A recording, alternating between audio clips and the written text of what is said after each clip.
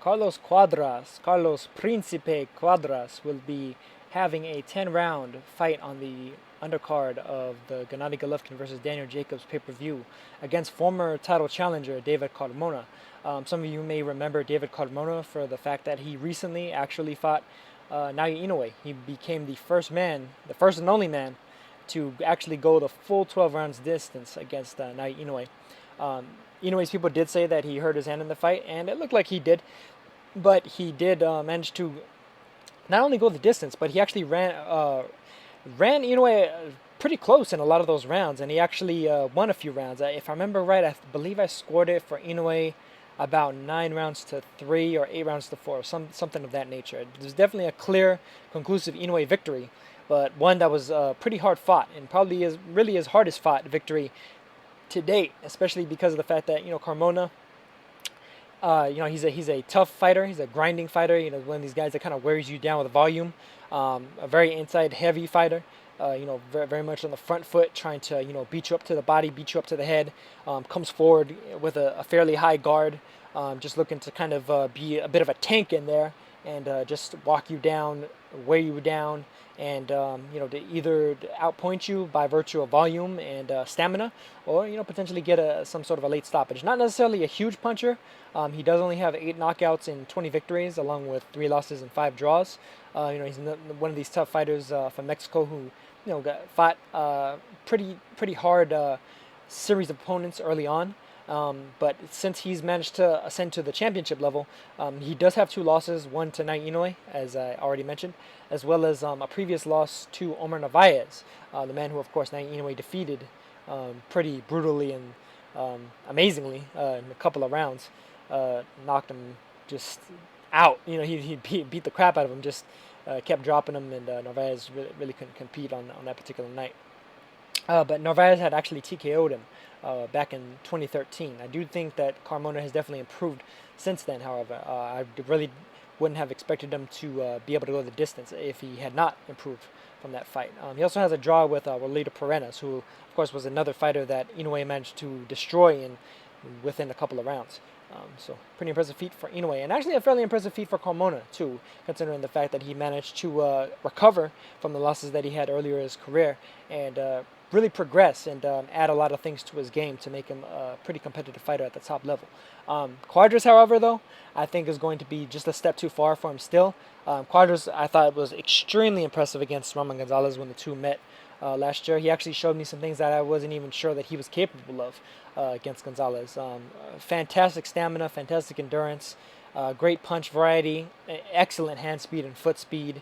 And honestly, I think he has skills that are like kind of once in a generation type skills.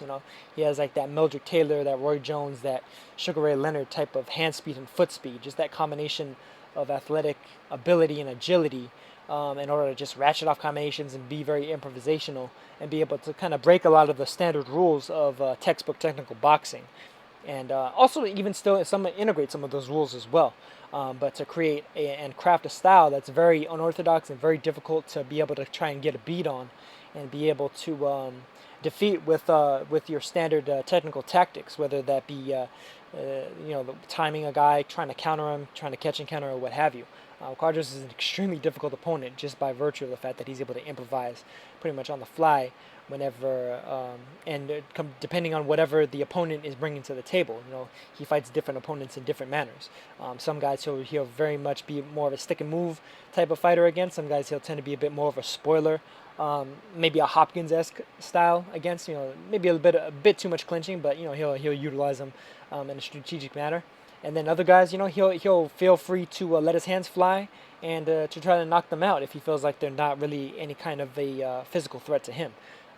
He definitely is a pretty cocky type of fighter. He'll go in there, he'll talk a little smack to you while he's in the ring. He'll talk some smack to you before you even have the fight. Funny enough, this week during the pre-fight pressers, he actually presented Roman Chocolatito Gonzalez with a Barbie doll, basically saying that like, hey, like you're a diva, you're running from me. I want that rematch here and now. I want that rematch as soon as this fight is over. You have to fight me next because the WBC mandated it, and I'm gonna make sure that they follow through on it. I'm gonna destroy this guy Carmona, and I'm coming for you next.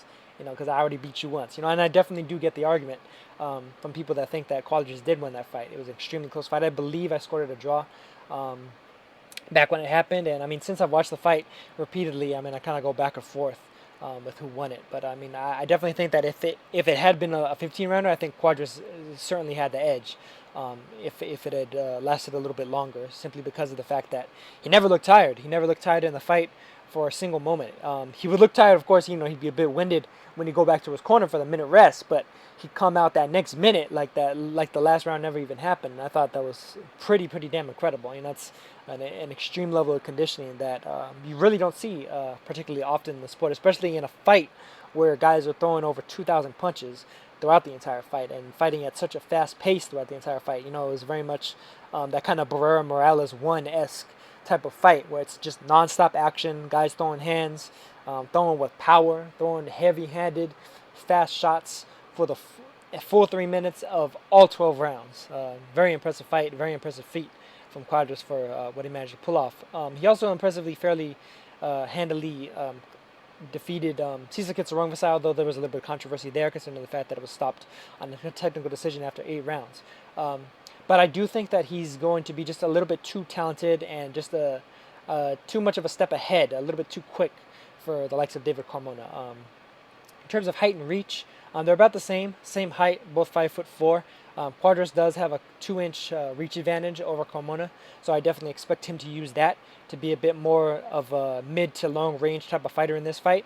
He'll probably ratchet off his trademark Sugar Ray Leonard-esque kind of flurries on the inside as well, because I do think that he has a significant enough hand speed advantage to be able to ratchet off a combination and get out of dodge before Carmona is able to really strike back or counter. Carmona doesn't necessarily have the same level of hand speed or cutting off the ring cutting ability as Roman Gonzalez. So while Carmona, I would say, is very much a top 10-esque, maybe like a French top 10 level fighter at super flyweight, I do think that Cuadras is one of these like truly elite guys that almost kind of transcends the weight class. Like, to me, I even said it in my post-fight review of his fight with Gonzalez. I mean, for him to fight at that high of a level for the entire fight, and against the guy who was basically the pound for pound number one, I thought definitely deserves its own pound for pound chops in his own right, and I think Cuadras proved as much, and I think he'll probably continue to prove it, and I expect him to prove it here against Carmona, especially if he was to defeat Carmona more clearly or conclusively than Inoue did, or even get a stoppage over Carmona. I think that would set a big example. That would be a very explosive victory for him to pull off, because I mean, in any case, I mean, he would kind of legitimately probably be ranked above Inoue if he was able to defeat this guy significantly more impressive than Inoue did. So that looks like it's going to pretty much do it for my preview of Carlos Cuadras versus David Carmona. Carmona definitely a top 10-esque level of opponent at super flyweight, so not a scrub by any means. A guy that's failed recently at the top level, but managed to give Inoue a very tough fight. Inoue a pound for pounder in his own right as well, not just a top 115 pounder. And the super flyweight division is a very deep division between Naoya Inoue, Roman Gonzalez, Carlos Cuadras, Cesar Kitsurungvasai, Kal Yafai, Joanna Cajas, Daniel Casimero. That's a list of killers right there.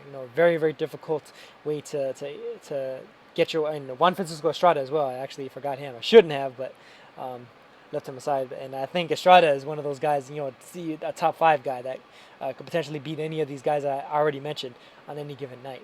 So I'm definitely interested to see him get a title shot fairly soon if he's able to get one. It seems like a lot of guys aren't necessarily overly enthusiastic about trying to fight that man. But Cuadras against him, I think, would be an incredible fight. The speed versus timing all day, every day, when it comes to a fight like that. But Cuadras, I think, very well may be the top fighter at super flyweight, albeit maybe like the uncrowned top fighter there.